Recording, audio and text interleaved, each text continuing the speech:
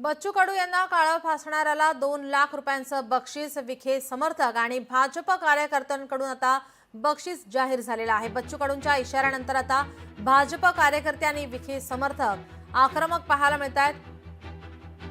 बच्चू कडू यांनी राधाकृष्ण विखे पाटील यांच्या गाडीवर दगडफेक केल्यास 1 लाख रुपयांचं बक्षीस जाहीर केल्यानंतर आता अहिल्यानगर जिल्ह्यातील कर्जतमध्ये त्याचे तीव्र पडसाद उमटलेले आहेत. बच्चू कडू यांच्या इशाऱ्यानंतर भाजपचे कार्यकर्ते आणि विखे समर्थक आक्रमक झाले आहेत.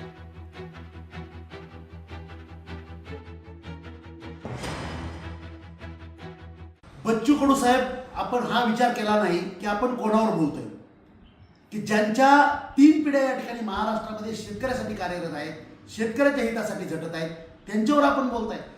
आपलं जेवढं वय आहे तेवढं त्यांचं समाजकार्यात, राजकारणात त्यांचं राजकीय वय तेवढं आहे.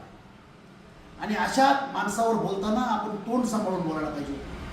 बाकी राहिला विषय तुम्ही जाहीर केलेल्या बक्षिसाचा, की राधाकृष्ण विखे पाटलांच्या गाडीवर दगड मारला तर मी त्याला 1 लाख रुपये देईन. अरे त्यानंतरही नामदार राधाकृष्ण विखे पाटील साहेबांची प्रतिक्रिया काय आहे, की मी बच्चू भाऊंची भेट घेईल, त्यांचा गैरसमज दूर करेल. कारण ते एक संयमी नेते आहेत, सृजनशील नेते आहेत. तर नामदार राधाकृष्ण विखे पाटलांचे कार्यकर्ते अहिल्यानगर जिल्ह्यामध्ये असे आहेत की तुमची गाडी फोडून तुमच्या तोंडाला काळं फासणाऱ्याला त्यांची गरज नाही, आम्ही 2 लाख रुपयाचं बक्षीस देऊ. लोकशाही मराठी ऐका, पहा, जागरूक रहा.